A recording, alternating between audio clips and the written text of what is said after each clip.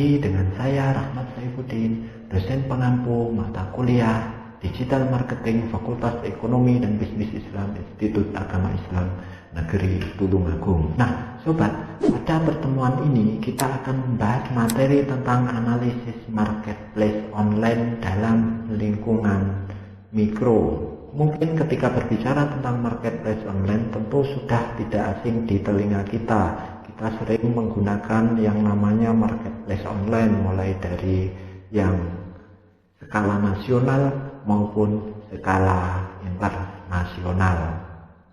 Selanjutnya, apa itu lingkungan mikro? Sebelum kita membahas lebih jauh tentang lingkungan mikro, kita kenali dulu lingkungan sebuah perusahaan.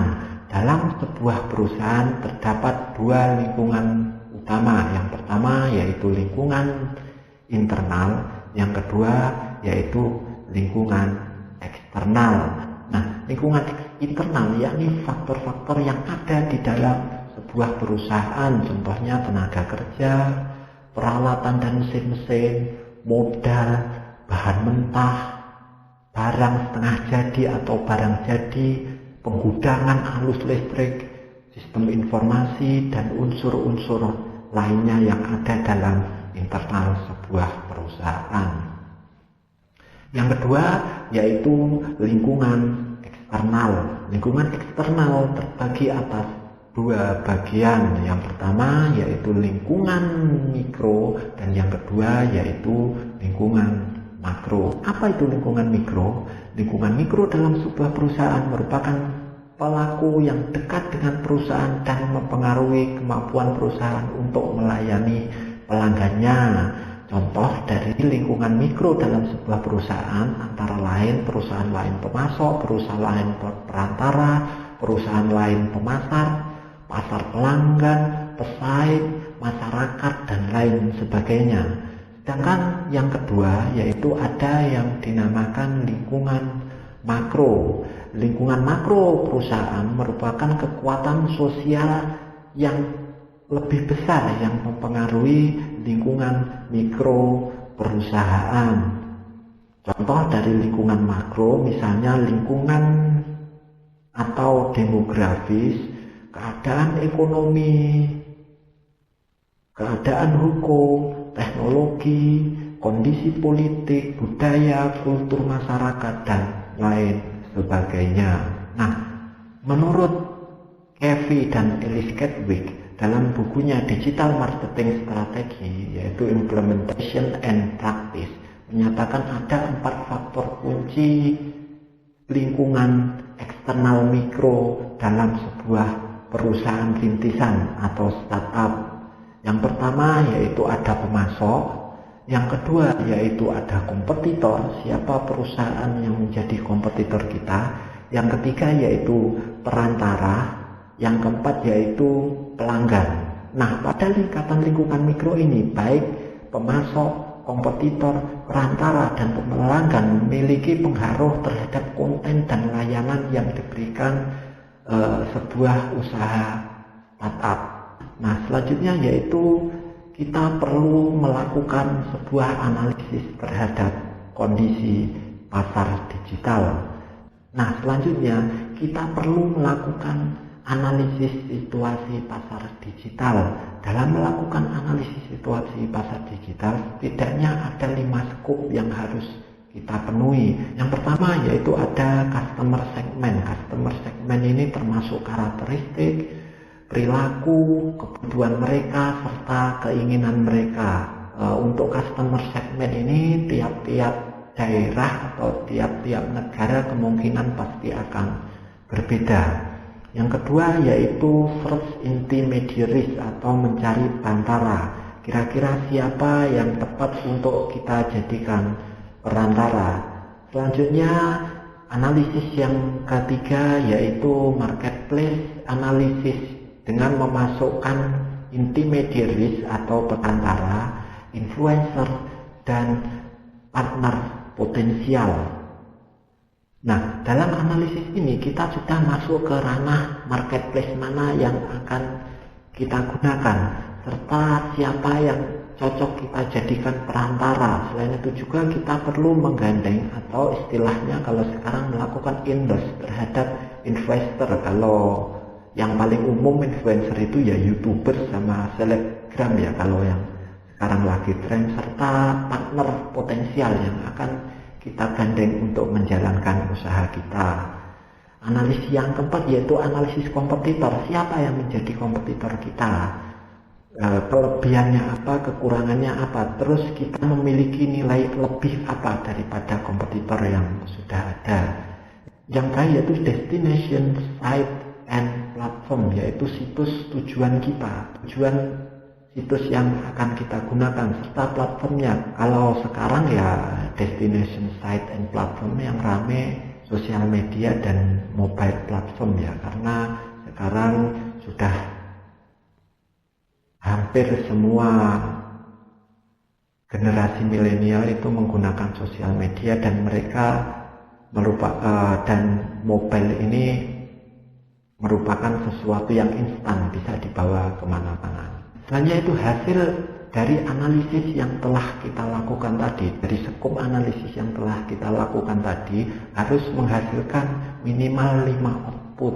Yang pertama yaitu marketplace map. Marketplace map ini yaitu merangkum tipe customer, arus persaingan, rivalitas di antara mereka seperti apa yang menjadi kompetitor kita. Selanjutnya yaitu customer analysis, termasuk segmen pelanggan, analisis kesenjangan, permintaan frase kunci, dan hal yang dapat menginformasikan model konversi atau anggaran sebagai bagian dari penetapan tujuan. Terus output yang ketiga yaitu online competitor benchmarking study, yaitu melakukan analisa benchmarking pesaing online tentang user experience-nya seperti apa, perantara dan situs yang efektif seperti apa.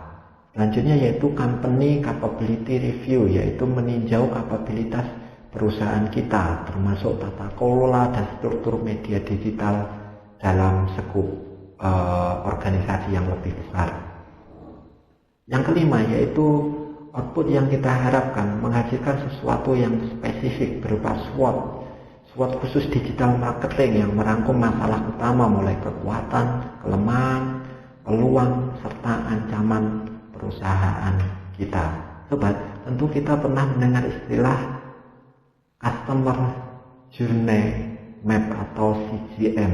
CJM ini merupakan langkah-langkah yang dilakukan oleh customer mulai dari pencarian produk sampai pembelian dan pembayaran produk. Dalam membuat CJM itu harus meliputi 5 hal. Yang pertama yaitu persona, yang merupakan representasi lengkap dari penggunanya, meliputi identitas, karakteristik, dan kebiasaannya seperti apa.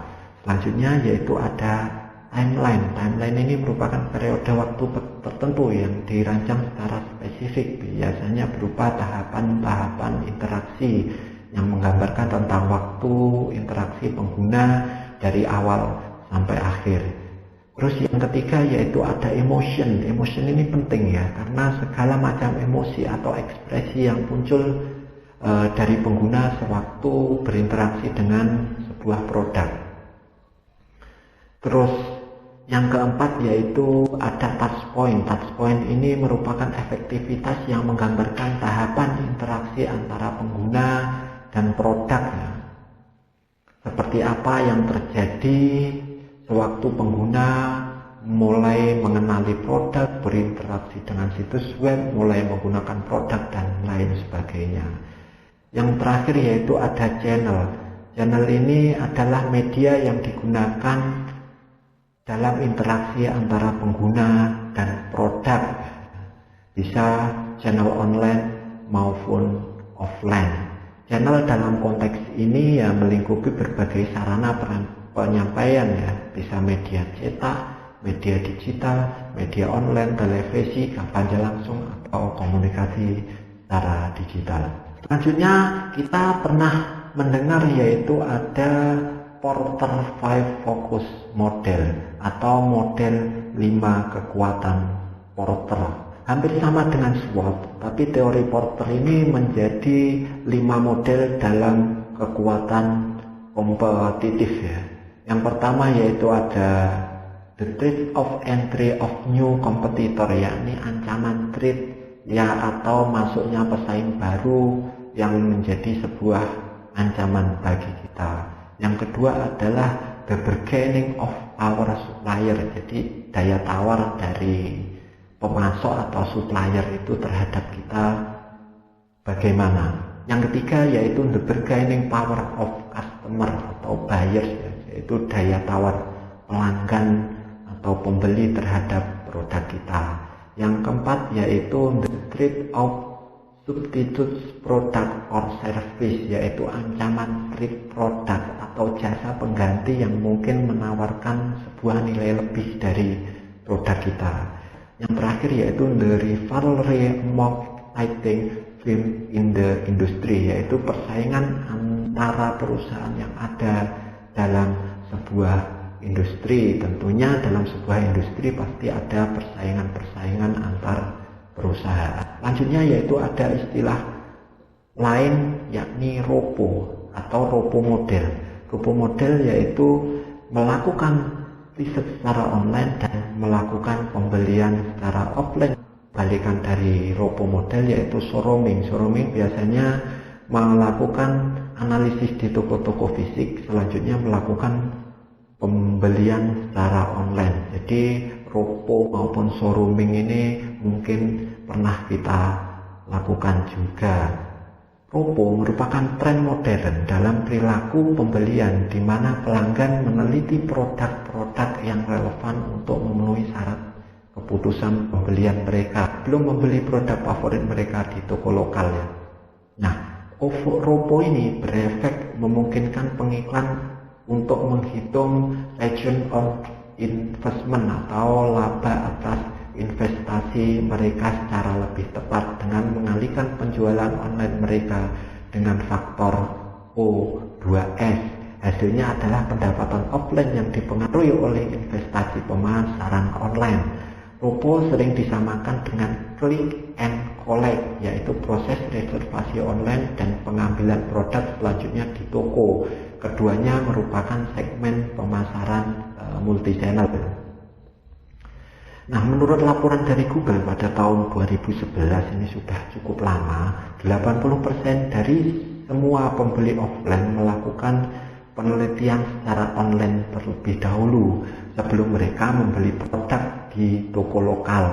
Selain itu juga dalam industri bernilai barang tinggi, ROPO telah memperoleh bagian yang signifikan dari sebuah atau total dari sebuah penjualan. Selanjutnya, seperti yang saya sebutkan tadi, ada istilah multi-channel marketing. Apa itu multi-channel marketing? Multi-channel marketing yakni sebuah metode menggunakan gabungan antara electronic channel, terutama di internet, dan tradisional untuk menghadapi persaingan pasar. Multi-channel marketing menawarkan keunggulan bagi perusahaan yang menghadapi pasar yang besar dan kompleks. Dengan setiap saluran terdistribusi baru, perusahaan memperluas penjualan dan cakupan pasarnya serta memperoleh peluang untuk menyesuaikan produk dan jasanya dengan kebutuhan khusus dari segmen pasar yang berbeda-beda. Multi-channel marketing ini yakni menggabungkan praktik inbound dan outbound marketing ya, dengan tujuan untuk menjangkau pelanggan pada saluran pilihan mereka sendiri. Jadi kan multi-channel marketing digunakan untuk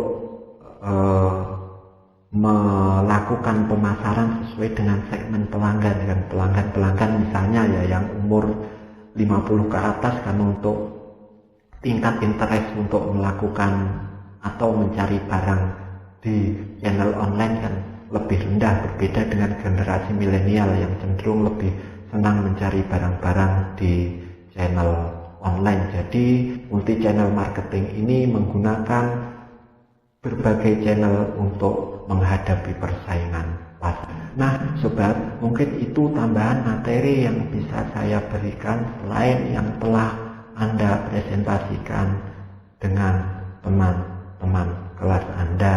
Semoga apa yang saya sampaikan bisa bermanfaat. Tak henti-hentinya saya ingatkan, selalu gunakan masker saat keluar rumah, jaga jarak, serta rajin mencuci tangan menggunakan sabun atau hand sanitizer, serta patuhi protokol kesehatan yang sudah ditetapkan oleh pemerintah. Saya akhiri, wassalamualaikum warahmatullahi